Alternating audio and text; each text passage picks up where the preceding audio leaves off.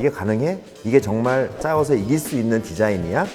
그냥 단순히 그냥 이쁜 디자인 아니야? 무기체계에 무슨 디자인이야 하는 그런 약간 엄한 시각이 많으세요. 좋은 방산 제품을 만들기 위해서 많은 논쟁을 하고 있습니다. 예. 안녕하세요. 이연입니다. 반갑습니다.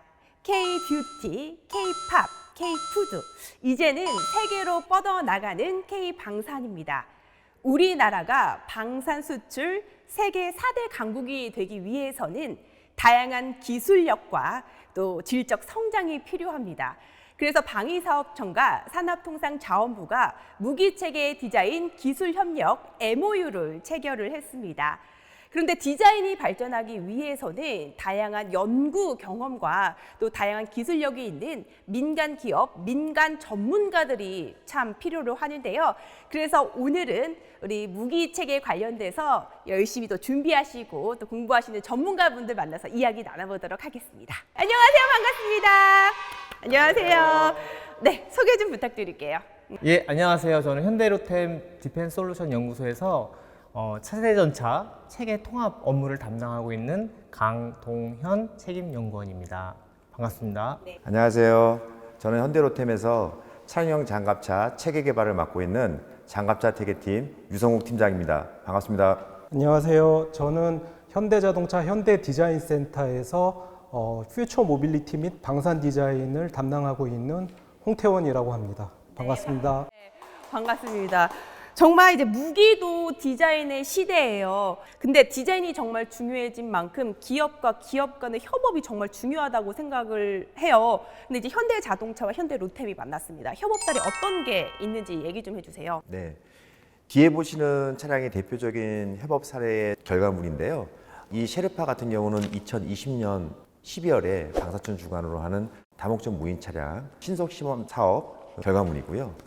그 다음에 2021년도에 아덱스에 출품한 수소 동력으로 기반으로 한 미래 모빌리티인 트레일러 드론, 그 다음 해인 2023년도에 앞에 보시는 차세대 전차부터 해서 다양하게 차량용 장갑차까지 현대자동차랑 협업하고 있습니다.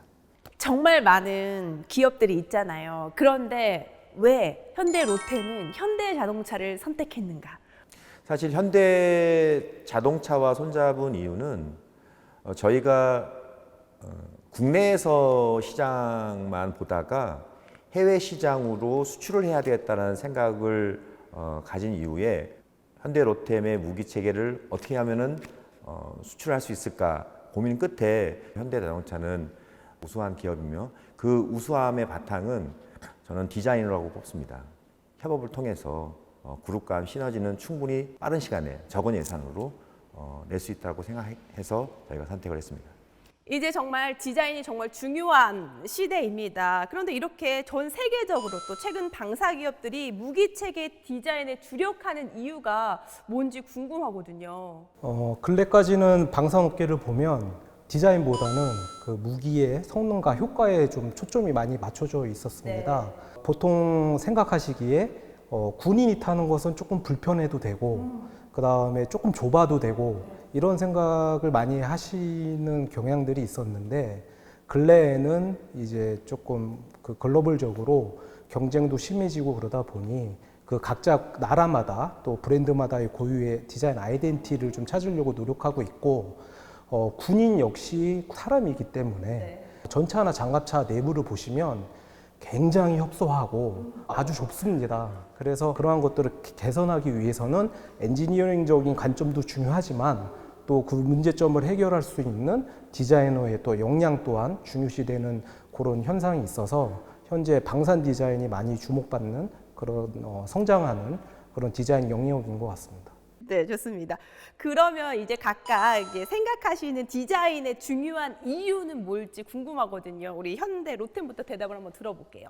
외형적으로는 적에게 위협감을 주고 무기체계에 있어서는 내부적으로는 편의성과 어떤 안전성을 확보한 이 무기체계를 내가 가지고 이길 수 있다는 강한 자신감을 가질 수 있는 그 요소로서는 디자인의 분야가 강조되고 있는 것 같아요.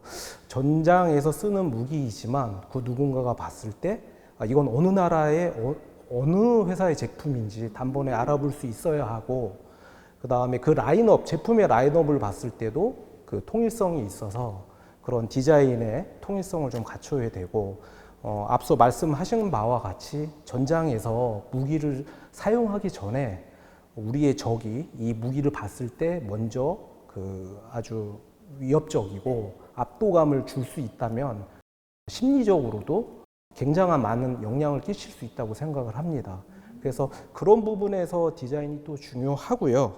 그 다음에 지금 K방산 같은 경우에는 아세안 국가를 뛰어넘어서 유럽 이상으로 많이 진출하고 있는데, 그쪽 나라의 국가의 어떤 지형이라든지 그 다음에 군인들의 습관, 그 다음에 군인들의 체형, 이런 스탠다드가 전부 틀립니다. 그래서 그러한 것들을 풀기 위해서는 그 저희가 얘기하는 걸로 디자인 UX라는 단어를 사용하는데, 그거는 이제 유저 익스피리언스입니다. 그래서 신체 그 크기가 다르고 사용성이 틀리기 때문에 각 나라, 각 군인, 각 그 체격에 맞는 그 사용성이 편리한 장비를 만들기 위해서 저희는 디자인을 개발할 때 디자인 UX라는 관점에서 매우 중요하게 그런 부분들을 심도 있게 연구 개발하고 있습니다. 아, 근데 진짜 정말 디자인의 그 범위가 굉장히 넓다라는 그런 생각이 들어요. 근데 지금 보면은 이제 현대 로템, 현대 자동차는 각각 이제 활동을 하시다가 지금 이제 협업을 하시잖아요. 근데 서로 디자인을 이렇게 생각을 할 때 가장 중요하게 생각하는 게 둘 다 좀 다를 것 같다라는 생각이 들거든요. 저 이제 현대 자동차 이야기 먼저 들어볼게요. 로템 쪽에서는 좀 엔지니어링적인 관점과 그 다음에 뭐 예를 들면 예산, 투자비 이런 쪽을 많이 좀 고려를 하시는 편이고, 저희 디자인 쪽은 좀 시각적인 효과, 그 다음에 하나라도 조금 더 편한 장치라든지 또 이런 것들을 많이 저희가 좀 제안을 드리는데, 그러한 점에서 시각의 차이는 분명히 있고, 좋은 방산 제품을 만들기 위해서 많은 논쟁을 하고 있습니다. 현대 로템은 어떤 생각 가지고 계세요? 왜냐하면은 좋은 자동차를 만드는 것과 좋은 무기 체계를 만드는 것, 저는 동일하다고 봐요. 단 그 무기 체계와 자동차의 사용 환경이 다른 것뿐이지, 예, 그 목적은 똑같고요. 좋은 무기 체계를 개발하는 첫 단계라고 보고요. 이게 점점점 향후에는 그 간극이 좀 더 좁혀질 것 같고요. 디자인은 계속 바뀌어요. 원하는 것도 바뀌고요. 그러면 무기체계 디자인 트렌드는 어떤지 궁금해요. 최근 무기체계 디자인의 트렌드를 딱 꼬집을 수는 없지만, 요즘은 그 생체 모방 디자인 이걸 들 수 있겠어요. 2023년 아덱스 때 저희 앞에 보시는 차세대 전차도 현대자동차 협업한 하나의 산출물이라고 볼 수 있는데요. 여기 보시면은 차체부터 그 포탑 외형적으로 봤을 때 벌집의 모양을 닮은 허니콤 모양을 형상화해서, 이 허니콤 모양이 단순히 심미적인 미각을 높여주는 효과도 있지만, 저기에는 조금 더 가볍고 조금 더 공간적으로 효율적으로 그 장갑 판재를 배치하는 디자인 요소가 들어갔습니다. 무기 체계가 자연, 즉 전장 상황에서 사용하다 보니까 이렇게 생체를 자연 친화적인 모방 디자인이 또 트렌드라고 생각이 됩니다. 실제 단순히 심리적인 디자인에만 집중하기보다는 기능적인 요소도 같이 접목해서 디자인을 구현하는 게 저희 현재 추세이고, 옆에 보시는 것처럼 헬스 영상을 갖춰서 정 레이더에 휘탐지성을 강화한다든가 견고함이나 강인성을 높여준다든가 하는 요소들이 결국 기능과 심미적인 요소를 같이 융합된 디자인 트렌드가 요즘 추세인 것 같습니다. 아, 정말 알면 할수록 정말 신기합니다. 그러면 사실 이제 무기체계 디자인에서 정말 전문가 분들이시잖아요. 그래서 디자인을 하실 때 가장 어려운 부분, 그리고 혹시 정말 생각나는 에피소드가 있다면 어떤 게 있는지 우리 현대 자동차부터 한번 들어보도록 하겠습니다. 여러 가지가 있겠으나 첫 번째는 브랜드 고유의 디자인 아이덴티티를 개발하는 것입니다. 그래서 자동차를 보시면 알 수 있듯이 그 브랜드별 뭐 이렇게 디자인 아이덴티티 뭐 이런 것들이 갖춰져 있는데 그 방산 디자인에 있어서도 아직은 그런 것들을 갖춰져 있는 방산 업체는 보지 못했습니다. 그래서 국내 업체가 먼저 선도적으로 그런 부분들을 좀 갖춰 나갈 수 있도록 그렇게 개발을 하는 점이 좀 쉽지 않은 작업이고요.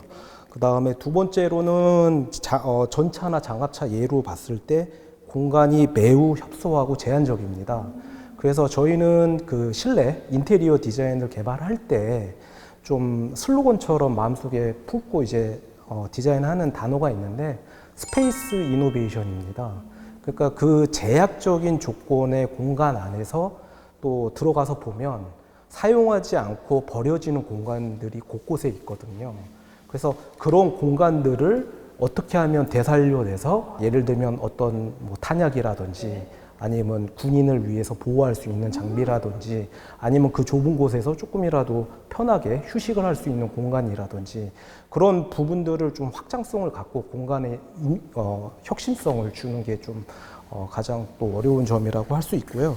그 다음에 세 번째로는 무기의 운영 유지 쉬운 보수까지 고려한 TCO 부분이 되겠습니다.